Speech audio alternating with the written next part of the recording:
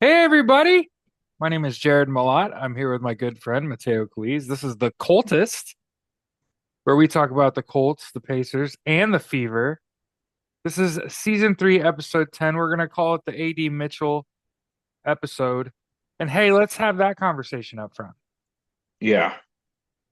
Kind of had a little laugh this morning before the game where we were talking about somebody had seen a tweet comparing, you know, how AD Mitchell is able to avoid a lot of contact and somehow Anthony Richardson's incapable. And then I Hmm. wrote a tweet out trying to be like, is this it? Um, saying, what happens when AD Mitchell's collision avoidance system meets Anthony Richardson's complete lack of awareness. Yeah. Um, Speaking of a lack of awareness, there are a lot of people that are very easily confused about the Colts' decision not to start Anthony Richardson today, and they say tougher quarterbacks would have started today. Well, Yeah. first, I want to say first, those other quarterbacks didn't have Joe Flacco backing them up. One, two, I think that Shane Steichen made a pretty gutsy call and said, I think Joe Flacco can beat this defense. And I think Anthony Richardson could come out here and struggle against a good secondary and it could just destroy his confidence. Yeah. And, There was and no need he's a for little him to banged play up. today.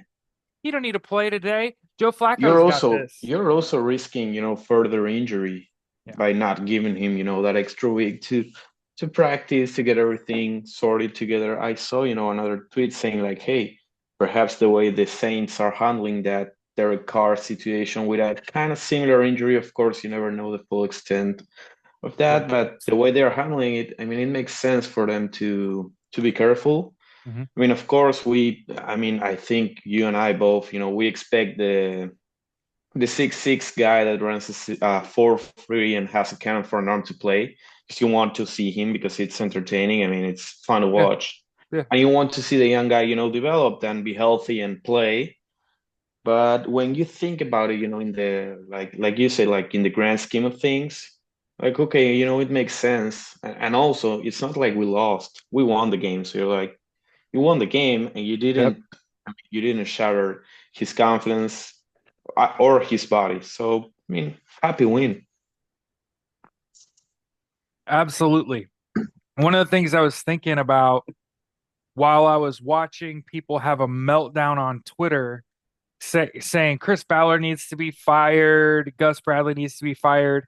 I'm almost positive Gus Bradley's getting fired. So at the Yeah, end of but that's probably not happening until the end of the year.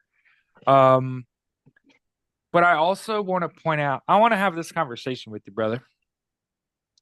Going into this season, is it a good goal to say, I just want my defense to allow less than 30 points a game? I mean that has to be like That's probably a the good bare goal. minimum. I mean, You'd love completely them to achievable. allow less than 20 or less than 25, but I try to be realistic, right? I think the average team in the NFL averages like 27.3 points a game. So the question remains, is it a good goal knowing that the average team in the NFL can almost score 30 a game to not allow your opponent to score 30 points? Yeah, Because I'll tell you this, the Colts are 3-3 and have only allowed more than 30 points once. So I'm not saying they're playing winning defense, but I'm saying you can build an offense that wins you football games with a defense that doesn't allow 30 points. I Now, think. The Colts only allowed No, 17 today. Will Levis, by the Will way, Levis, yeah. playing on a grade 2 strain in his throwing shoulder, had 95 yards passing, and his team only And you scored could 17 see points. that the power was just not His there. I ball mean, is he was, falling yeah, at the end. falling, no spiral. You could see that he was perhaps a bit doubtful, taking those long shots. I Yep. don't think that even. when, entirely healthy, I still don't think that's a good NFL quarterback. I mean, from what I've seen this year, has not looked great. But of course, he was terrible today. But speaking about defense, the thing that I was seeing was, hey, the quarterbacks we faced so far, it's not like we went up against many tough offenses. We had the luck of not having to face Jordan Love, who was amazing today. We did struggle against C.J. Stroud in the first game of the year. Then it's We Caleb lost by Williams. 2. Yeah, I We mean, struggled. and that was a great. I mean, defensive on the ball. You know what We I allowed mean? 29. Doesn't that make you Yeah, happy? Like we lost by 2 and they didn't score 30. I believe the Colts offense is better than 30 points a game. yeah. I mean, Like if when everyone is everybody's healthy, I mean, healthy. yeah. When you're missing JT and you're missing AR, and yeah, those are pretty much the only two because the right guard, Will Fries, he got injured last week. Mhm. He broke his leg. Yep. Dalton Tucker, he was not bad. I mean, he was not Matt Pryor levels bad where you're saying, oh yeah, this dude is just getting killed every single play. He was okay. It seems like they've got an O-line coach. Yeah.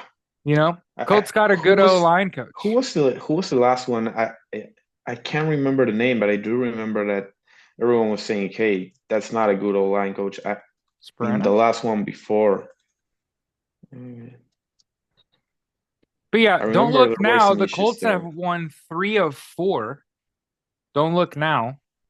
Are 3-3, are currently the 7 seed. I'm not looking at anything but myself on the screen right now. They're currently the 7 seed in the AFC. They have tiebreak wins over the Steelers. This was a road divisional game, and they won and didn't play their starting quarterback by choice. They didn't have their star running back. Last week, they were missing 10 starters and lost by a field goal on the road, one of the worst teams in the league, if not the worst, in the Jacksonville Jaguars. So Jags had to have a real good game last week to get over the Colts, who are basically missing half their starters.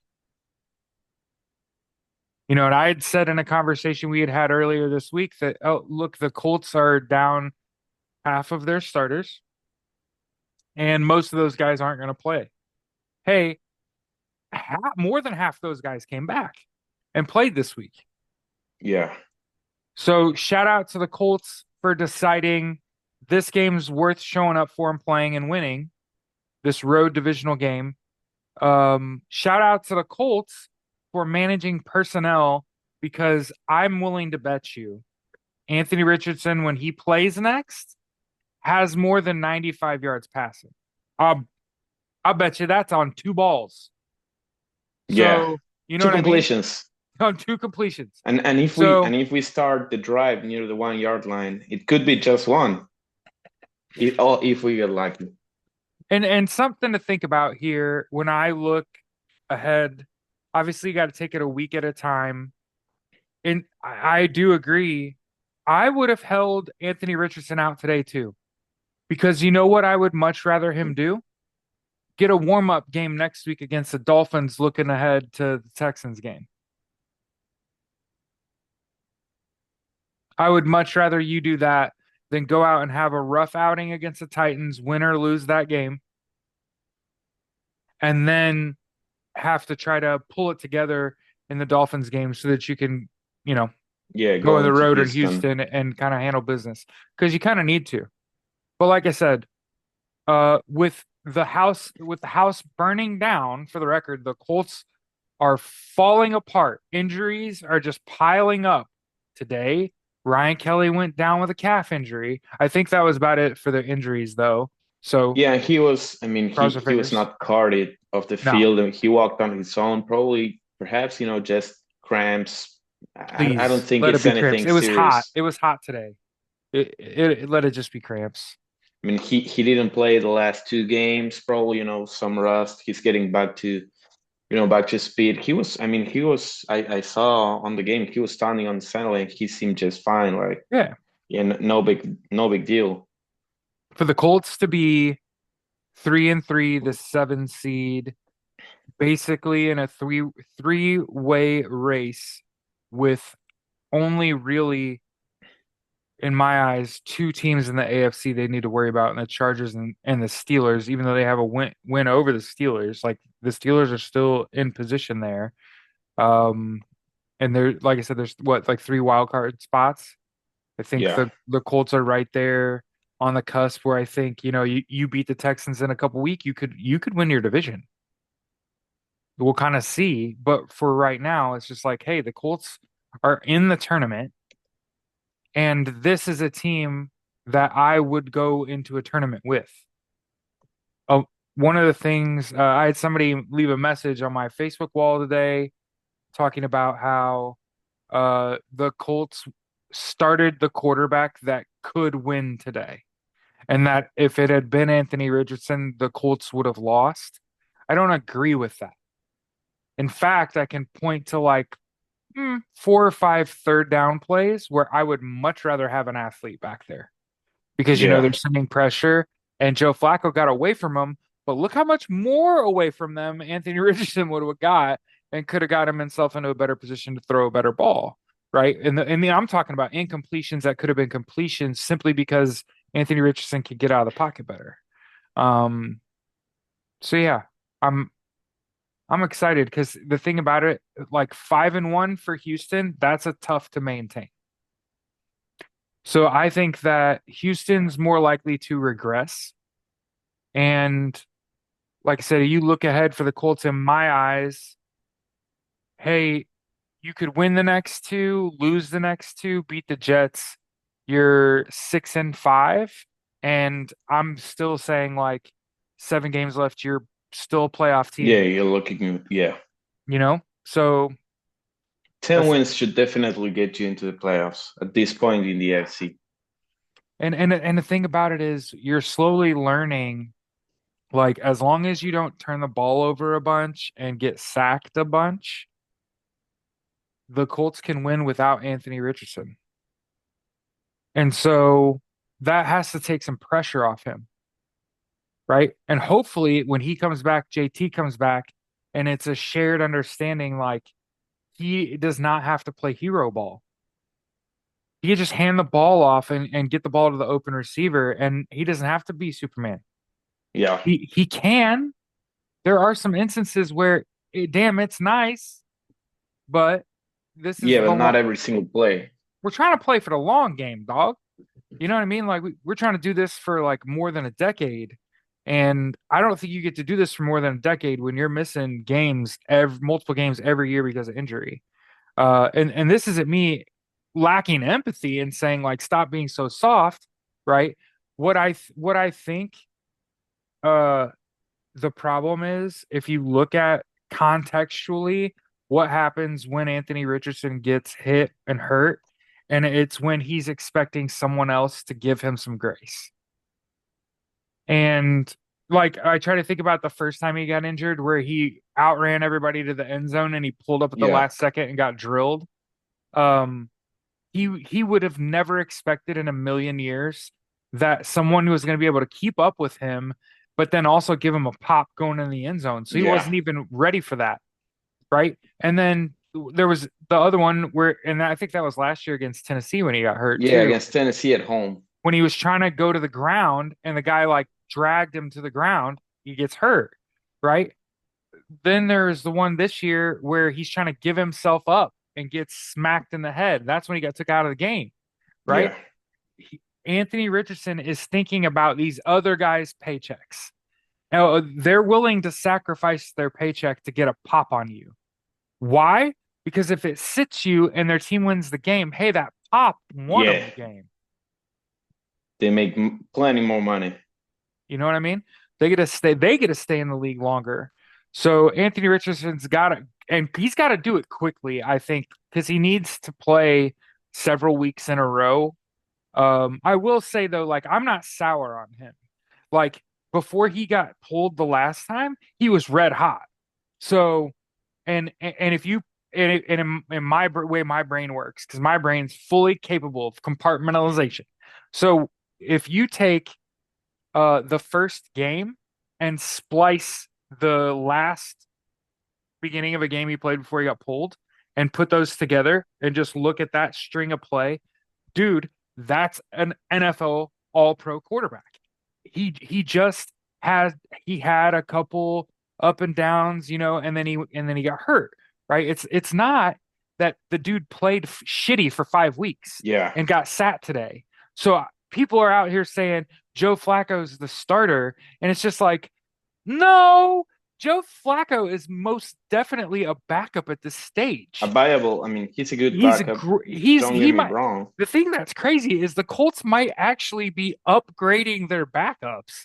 Like through the years, it's like it keeps getting better, right? Like Gardner Minshew played pretty serviceably enough to get a contract from the Raiders, even though he has been benched Yeah.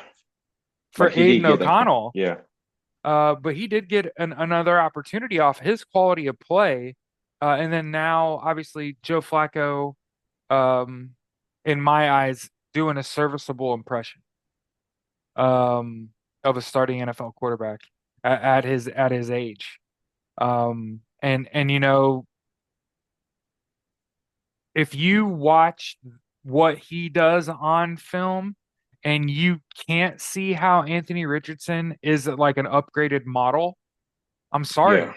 I'm sorry for you. Um, one of the things that I was thinking in the beginning of that game is that I felt like the Colts were playing on pins and needles. It did not look like they were moving at full speed. It looked like everybody's afraid to get whacked, to get hurt. Um, Fortunately, they scored on that drive where had or kind of had a feeling like, man, they don't look like they're popping off the ball. They look like they're kind of playing a little pensive. But and then they scored, and I was like, huh. So that has to be a good feeling because it didn't look like the Colts were like beating them up. It just looked like that was a pretty good drive. Um, so yeah, I think, you know, like I said, you've won 3 of 4.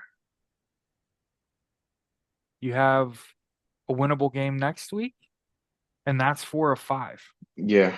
going into uh the game with the Texans on the road. And you have to think about what is the organization thinking, right? And it'll kind of tell you if guys start to come back and play. One of the guys I saw on the sideline today, Buck, and I Yeah. Back thought should, yeah. He he seemed, should be ready to come back soon. Um, and I think if you get JT back, you get Anthony Richardson back, you get Buck back, for a good stretch, you'll see who this team really is. Because, like I said, it isn't pretty. It's not pretty right now. The the Colts defense does not look good. yeah. Um, that said, not looking good only allowed 17 points today. So only allowed 95 yards passing today. That that doesn't feel like a bad defense, Yeah. you know? Like I said, it just feels like Will Levis is bad. Yeah. He's not, I mean, I think the Titans have to be, I mean, this is not a Titans podcast, but you Right. go all in and you go for the veterans and you spend all the money in free agency, all for your quarterback to play like he has been playing. Mhm. I mean, they have to be cursing year right now in Tennessee. Didn't they What are also like, pay Calvin Ridley like $23 yeah, million Calvin dollars Ridley, and he had no and yards? he had no yards. He had something like 8 or 9 targets. I think 8. And I saw a clip of him, complaining in the locker room. So even so, I mean, the locker room situation is not great either. Yeah. If you get 8 targets and no yards and you're yelling at people in the locker room, man, talk about a lack of accountability, Yeah, right?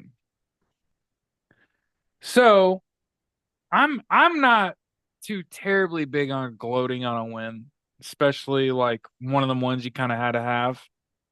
So let's talk about the fact that the Pacers start their regular season in 10 days Brother, have you got to watch either the preseason Pacer games so far?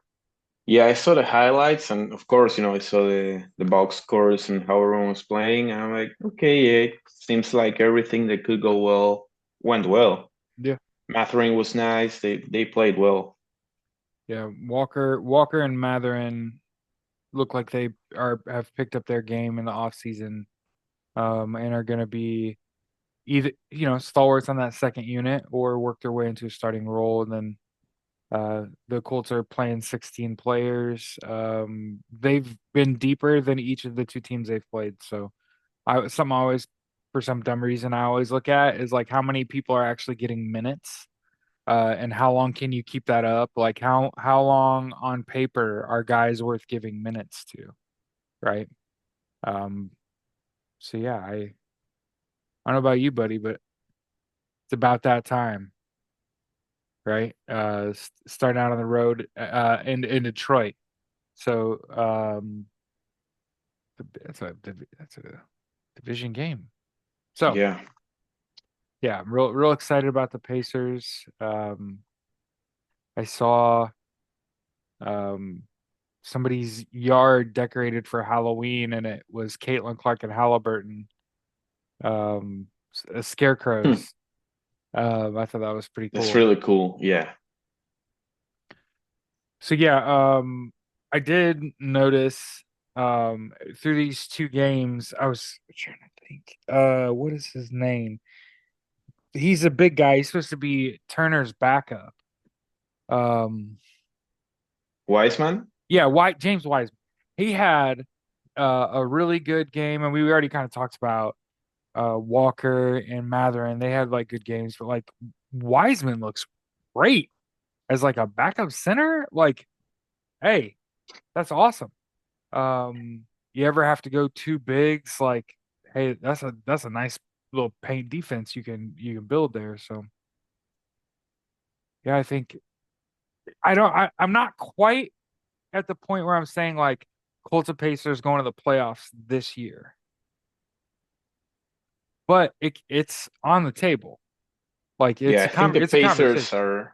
I think the Pacers are basically in its base case scenario for them to go, I mean, to make the playoffs. I mean, Yeah. at least the sixth seed. I mean, you get everyone back healthy. Jarvis Walker is going to be much better. You get Pascal Siakam back with another full off season with the team to get that chemistry right. You get Ben Mathurin back. Like you get really much better. And you look at the rest of the teams in the Eastern Conference, and I'm like, I'm not sure any other team got as good as the Pacers have. I mean, there's certainly teams that are trying, right? Yeah, the Like Knicks are The certainly Knicks, trying. Yeah, the Knicks are trying. That they made some big moves, but I don't think adding Cat and giving up Julius Randle was the decision that's going to put the Knicks over the edge. I could be wrong. I think you need both to beat the Pacers. You don't have them, so I expect more of the same. The Pacers looking live in the East when you really think about, really you've got Boston, Milwaukee, and I think you showed that you can hang with the Boston, yeah, right? Um, and like we've been talking about, you had players that really could have helped you there, out. So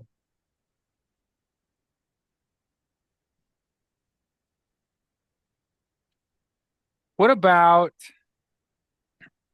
right now? The WNBA is in its finals. We were kind of talking about this. Like, when's the draft, right? yeah. It's April, It's in so April. still, yeah, still a long way to go. They're in their finals right now in October.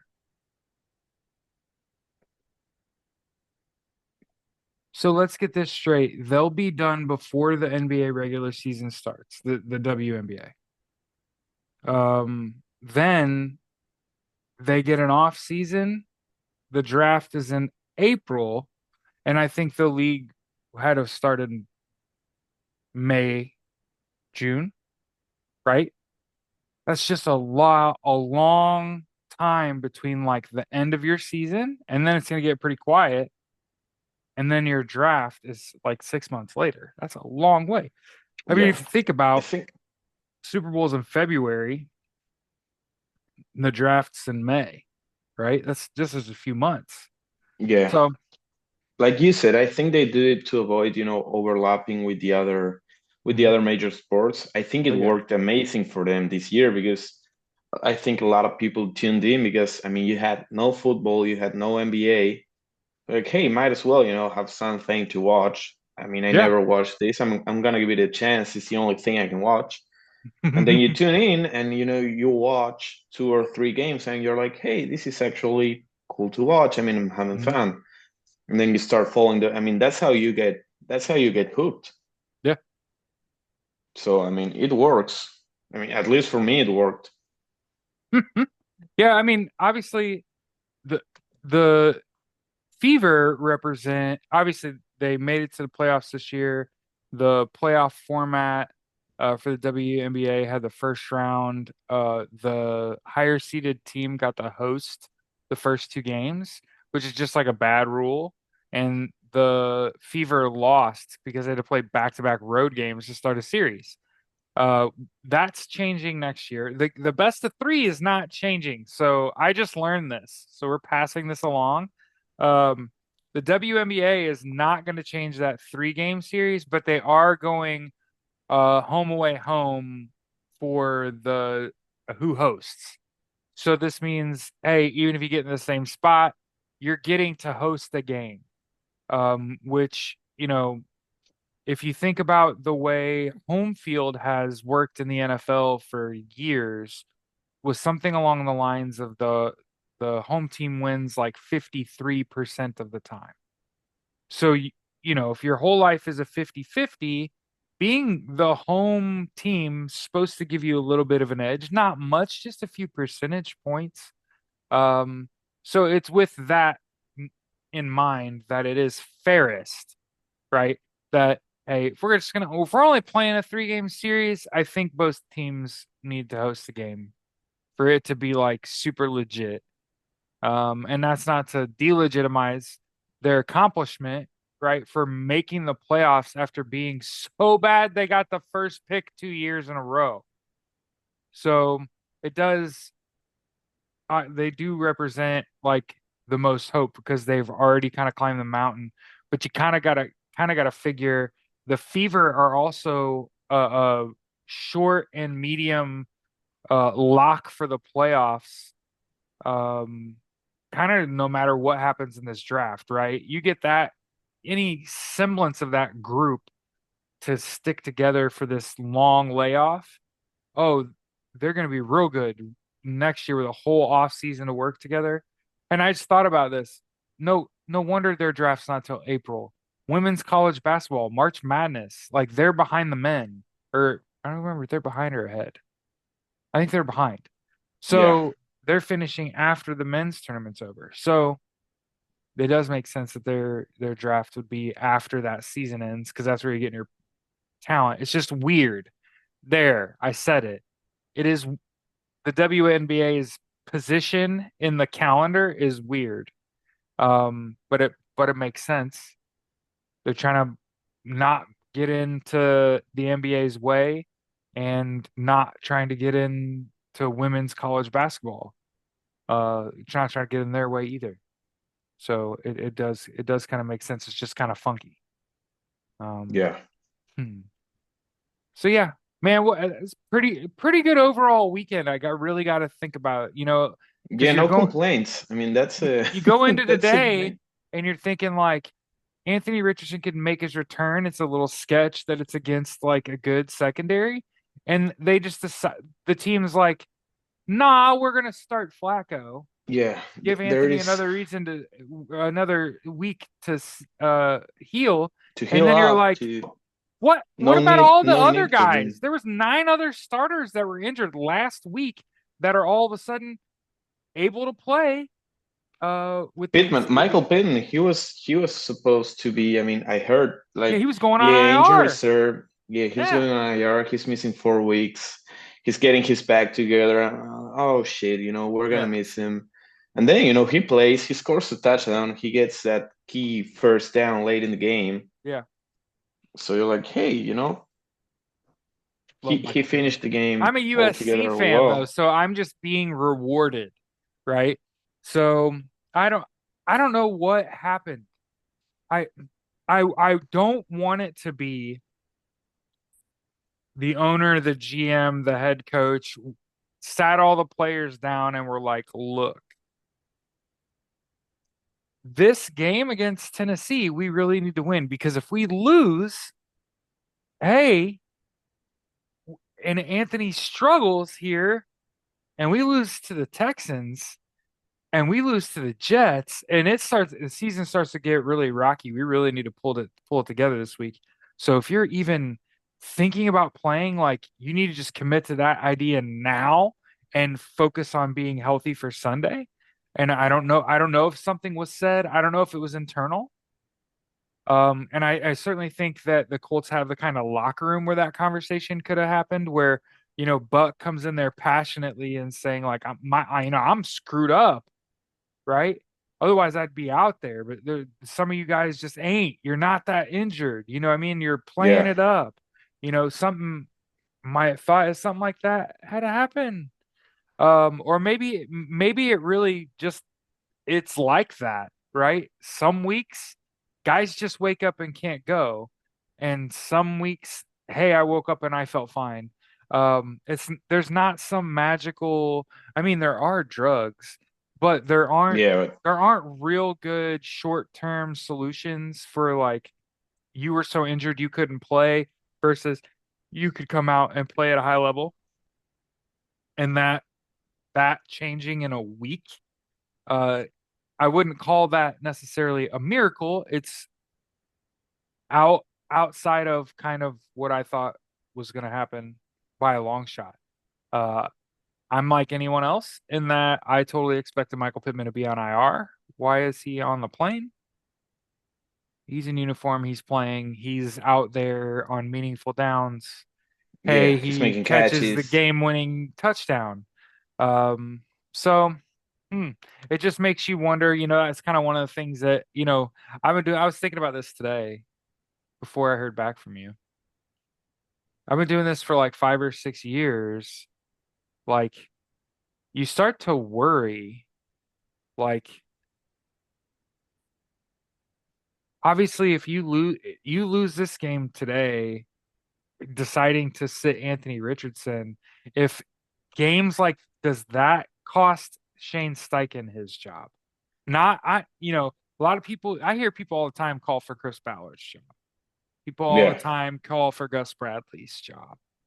Um, but I have because I'm coaching now and I start to think about those sort of personnel decisions that you making and like, oh yeah, I guess I could kind of see why you wouldn't want to bring Anthony Richardson back against a top flight secondary and that a guy like Joe Flacco who's played up 10, however many seasons in the NFL, hey, he's played against quality secondaries. He knows how to pick his spots and not turn the ball over and stuff like that. Um, but yeah, on the whole, great weekend, great win. I'm all for winning and no one dies, right? Like, obviously, all the empathy in the world and all the sympathy in the world for Aiden Hutchinson, right? Detroit yeah, Lion got hurt really badly yeah. today. I don't even Yeah, like gruesome watching video. gruesome stuff at all, so don't watch that. But to think like stuff like that could be on the decline for the Colts, and the Colts could actually be healthy for a stretch. Yeah, Because finally. that's the big thing Because is I don't think you've seen Voltron completely assembled. You know what I mean? Like, yeah, and the past few weeks have been absolutely brutal. It's like every single game, three or four starters are going down.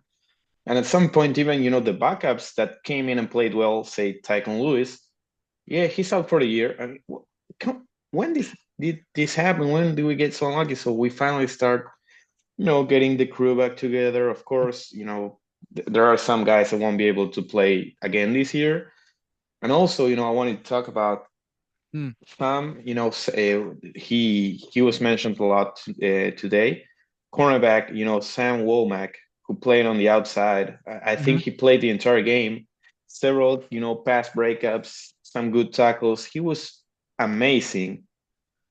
So, credit to Chris Ballard because he found him on the waiver Found him wire on the waiver before the wire. season started.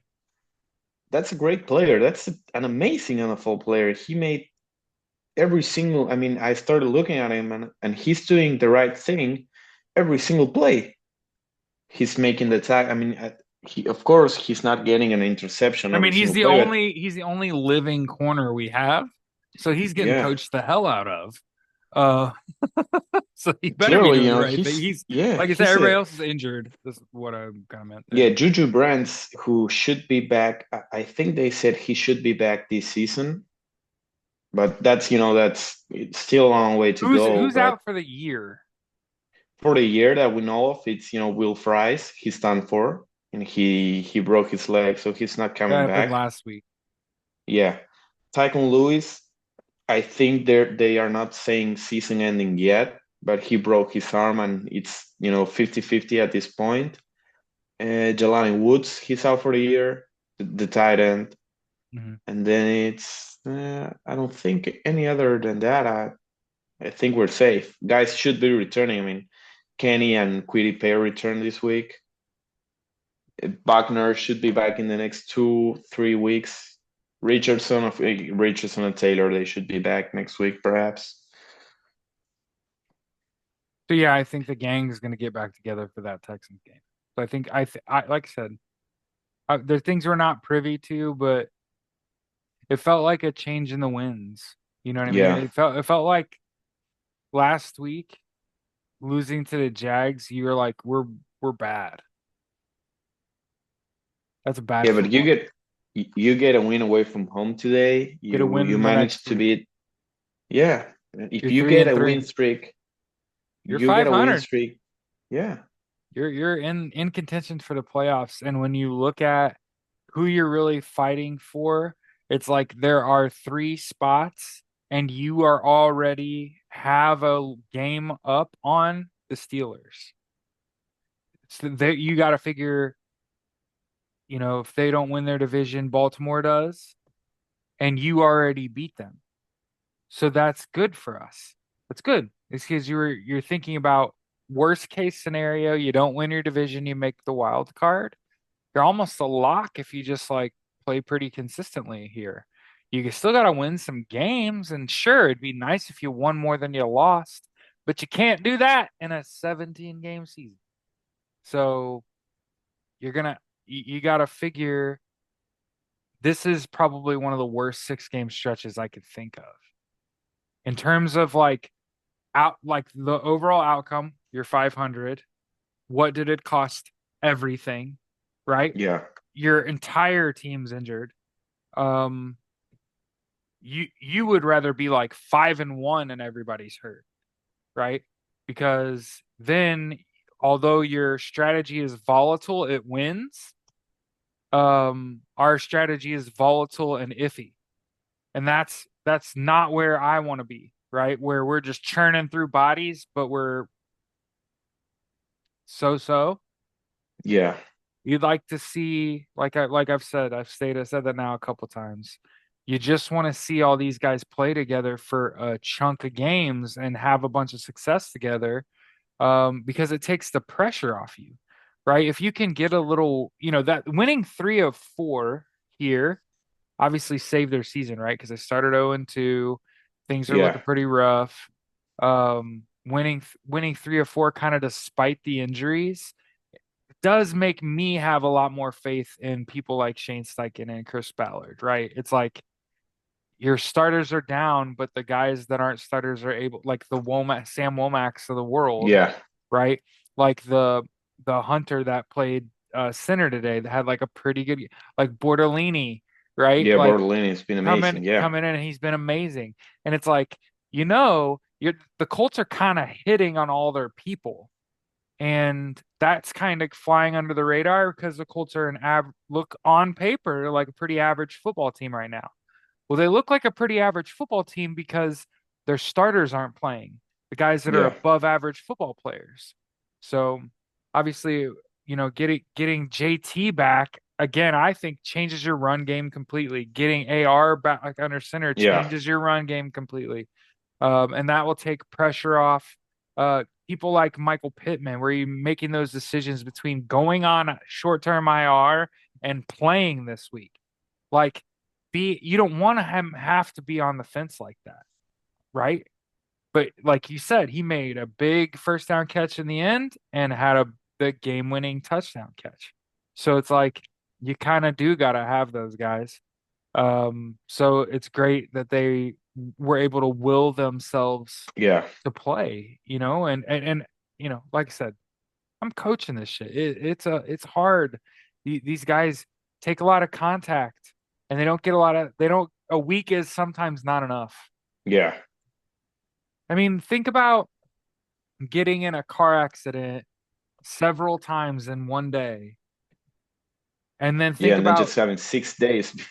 going to work the next week after you've been in not major car accident, not a rollover, but like a pretty good rear ending, like 7 to 10 of those, and then go to work or walk a long distance the next day, dude. You're gonna be sore all over. You're gonna be ginger. That's what I'm saying. The Colts looked ginger when they came out today and they scored, and I was like, oh, the Colts are gonna win today. That's weird because I thought the Colts were like, I don't want to die because they're injured, right? Yeah, So especially with a guy breaking his leg last week, right? Um, thank thank goodness they didn't, right? They didn't come out and play pensive and not score and give up the ball and just get run over. And dear God, can you imagine if if Will Levis has a good game against you? I just got a bad taste in my yeah, mouth. that's yeah, Like, can you imagine? Like, if you're like people, it was so funny to me that people are like, the Colts are terrible on defense, and you're like Will Levis is awful. Like the Colts are bad. Will Levis is god awful. Like probably the worst quarterback play Tennessee's had pre Tannehill, yeah, yeah, that's for sure. Yeah, which is great when you got to play them twice a year. That's awesome. They're terrible.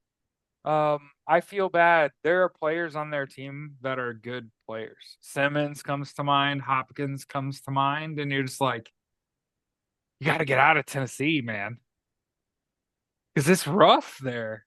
You yeah, know, dang, it feels good to be a Colts fan. Let's get yeah. out of Right here. now it does. Yeah, Let's get out of here.